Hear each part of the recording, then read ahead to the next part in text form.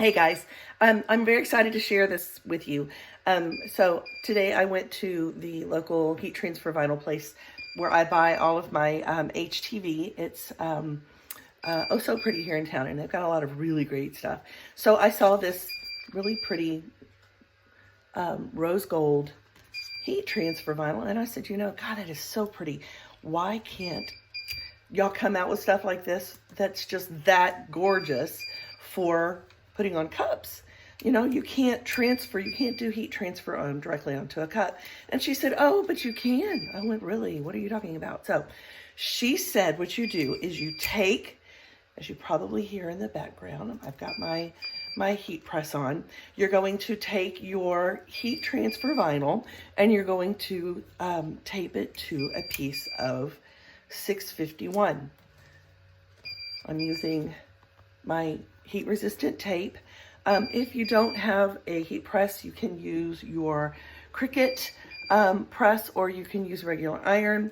I bought a heat press. I have fallen in love with it. I do so much with it. I love making t-shirts, and I've done other things, lots of Christmas gifts with it too. But what we're going to do is we are going to press the heat transfer vinyl directly to the 651, take it to my cutter, and then we're going to cut it out like it's a regular piece of vinyl. Okay, I'm going to take you down.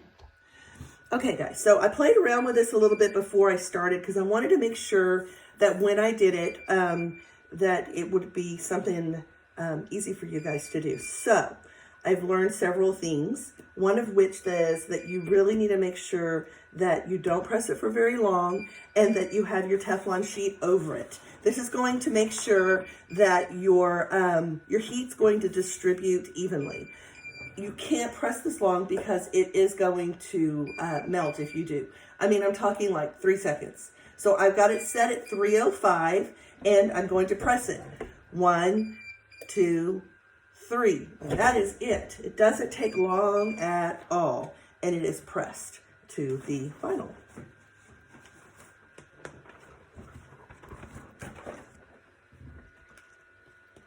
See, it's pressed. I think it's so amazing. Go ahead and turn this off so you don't have to listen to it. Ta-da! Hey guys, so I'm back over here at my cutter.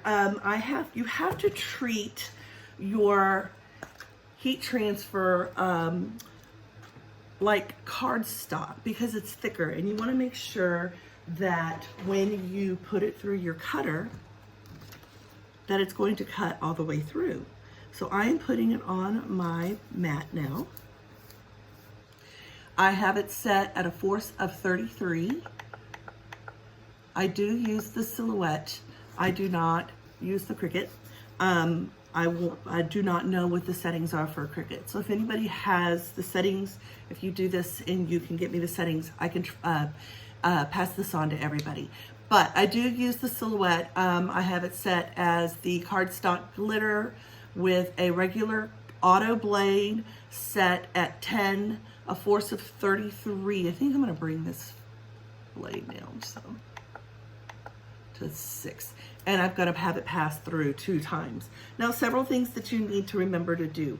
When you put your heat transfer vinyl onto your mat, you need to make sure to take this little piece off, because if you don't, it will ruin your blade. You don't want that to happen. So now you just have your heat transfer on top of your 651.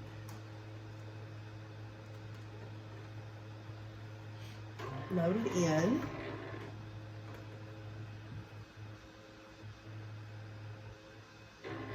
And send it over. Now you have to make sure that you run it through multiple times so it'll cut through first your glitter layer, and then it needs to cut through the regular 651.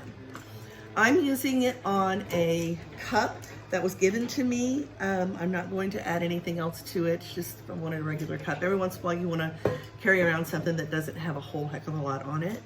So let this finish cutting over here.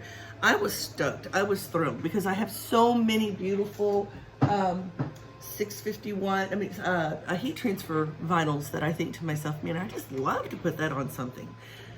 But you can't heat, well, you can, but it's not as easy to do, but you can heat transfer onto a cup.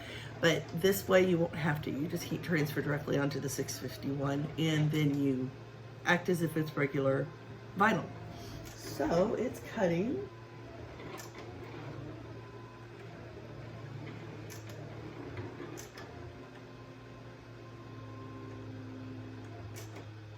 Very good.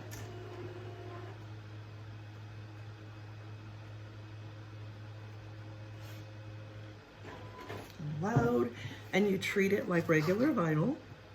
Pull it up. Guys, this just amazes me. It just totally amazes me. I don't know why I didn't think about this in the beginning, but seriously. All I did was the letter J.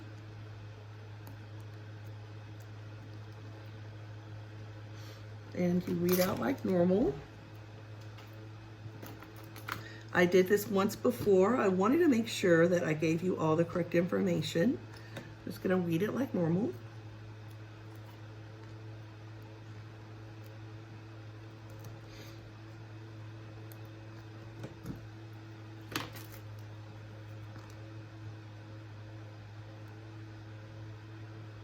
It cut through, but it didn't cut all the way through the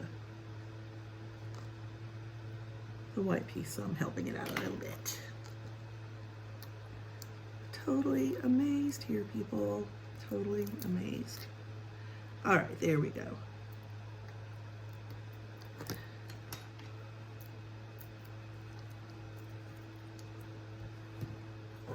This is what I ended up doing.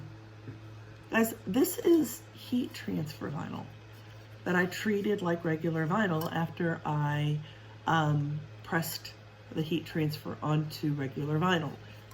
I mean, seriously, how cool is that? So think about all of the things that you can do. You can apply them to earrings. I mean, look at all the beautiful heat transfer that you can now use on earrings and on different molds. You can use them on coffee cups. I mean, it's permanent vinyl. So now I have this on an Arctic,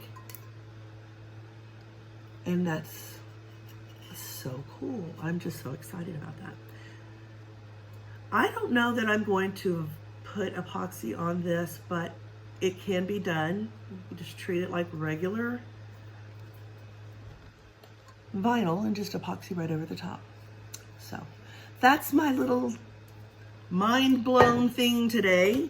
If you have any questions about it, please, please, please feel free to contact me or whip out a quick message underneath this video, because I'm always here for you.